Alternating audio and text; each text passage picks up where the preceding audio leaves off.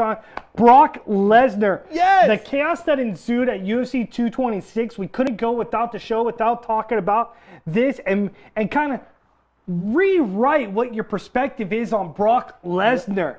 And the beast incarnate. The biggest thing about this is the fact that Brock Lesnar is a draw. Whether you like him or not, this guy is the it factor. He was the guy before Conor McGregor. He was the guy that was able to sell pay-per-views when nobody else could, just because of his brute strength, his athleticism, whatever it may be. He was the guy. And when you're looking at the current state of heavyweight,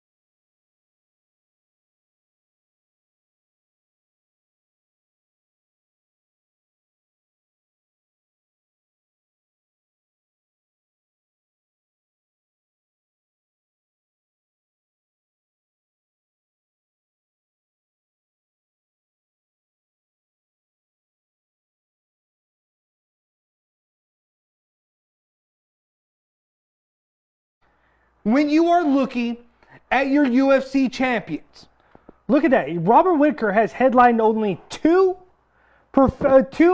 pay-per-views. His highest was the second one with Romero. Other than that, he has not main evented a pay-per-view. But how does that indicate that you want to go ahead and watch Robert Whittaker? Max Holloway, the guy who everybody says is the guy that will sell pay-per-views, can't sell a pay-per-view. He sold $230,000 in his second one against Jose Aldo. But then again, that goes to show something else.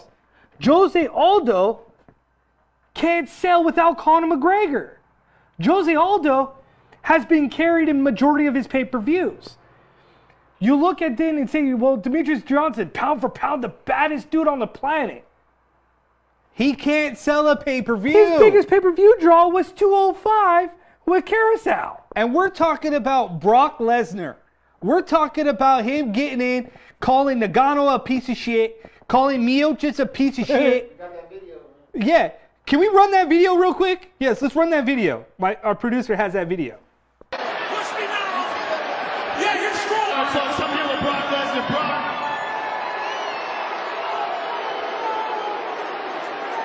What does this all mean to you, Brock? Let me tell you something. I walked into this building and watched the heavyweight disasters from the beginning. Nagano's a piece of shit. Miocic's a piece of shit. DC, I'm coming for you, motherfucker. Come on. Damn. Right into the screen. Mic check. Exactly. And we're talking about bad for business, bad for the sport. How are we talking about that bad for the sport? Yes, he did steroids. Yes, he got caught. He has to go through 6 months of USADA testing to ever be cleared to compete. And if he fails one time, he's done. He's kicked to the curb. He'll no longer be able to test in USADA. He'll no longer be able to compete in the UFC. So if he wants to compete, he has to strongly take this very seriously in order to compete for that heavyweight strap. Because he could very well get popped and out of competition testing. But look, this is all on the fighters. All on the fighters. If the fighters want to take pride, and Curtis Blades wants to take it up with Brock Lesnar, or take it up with DC or whoever it may be, well, we are in the world of entertainment. We are in the reality world. For the shock value. Yeah, for the shock value. We are in a world where your cell phones, your social media, that's what counts. So, hey, here's a public service announcement to all these fighters. I know I'm going to ruffle some feathers with this comment, but it goes for amateurs, it goes for professionals. I've seen it on Facebook, and I'll say it here. The issue at hand is for everybody that says Brock Lesnar doesn't deserve a title shot. Go ahead. He may not deserve a title shot, but unfortunately, when you do this, draw 1.1 million pay-per-view buys against Carwin. When you draw 1 million buys for Velasquez and Couture, yeah, you get your title shot. Because when you've got your bottom of the totem pole guys not equaling up to that level, then yeah, you need to do some legwork. So the fighters, if you want to do some legwork, you got to do what makes you successful. Conor McGregor, 1.3 million buys against Diaz, 1.6, 1.3, 1.2. What do those two guys have in common? They both have a shtick. They both get a rise. They both understand what they are there to do. They both have that shock value. So if you're a fighter and you're saying, well, why am I not getting that? I've been with the UFC for 12 years. What have you done? I haven't gotten a fight, but I'm at the elite. Well, do you talk on the mic? Can you sell a show? If you can't, that is on you. I do not want to hear these fighters complaining about Brock Lesnar getting an opportunity they don't. Because at the end of the day, sell the card, sell themselves. What drives the business? If Stipe Miocic is the champion, talk on the mic. Make the fans buy into you. The problem I have that goes with amateurs, the problem that I have with professional fighters is the fact that they don't let the little people in. They only talk to the same big three juggernauts. So how in the world can guys like us, guys like everybody else out there, get the chance to relate fighters to the fight fans when all they do is talk to the same three people, get the same scripted comments over and over? You can't relate. So if you're a fighter that is a professional or an amateur that wants to get to the level of Brock Lesnar, come to the Sports Wars, come to the new Cross Brothers show, and unscripted, 100% off the dome interview. I'm sorry, but that's just frustrating to me. I'm tired of seeing these same written down questions, the same pop shot questions being asked to these fighters, and they're so scripted that nobody cares about them. Because they just They just seem like robots and zombies. And when you're just a robot and a zombie, how can we relate to you? Yep. You know, I've tried to get interviews with bigger name fighters, and want to know what? I was big leagued by one. Because, well, you don't get a certain level of viewership. Well, who the hell cares? Because my viewership may tune into me, and maybe it would get you to relate to that fighter on a different level than what you could probably get. Because why doesn't your guy make $500,000? Oh, that's right. Because you're not talking to anybody else. You stay in a cubby. You stay locked up, training. Nobody knows who you are. Nobody cares who you are. When was the last time you saw Max Holloway really do an interview? Outside of the one that everybody said he was concussed on, which I still highly debate it wasn't. He was just drawn out from his weight cut. When was the last time you saw Demetrius Johnson talk?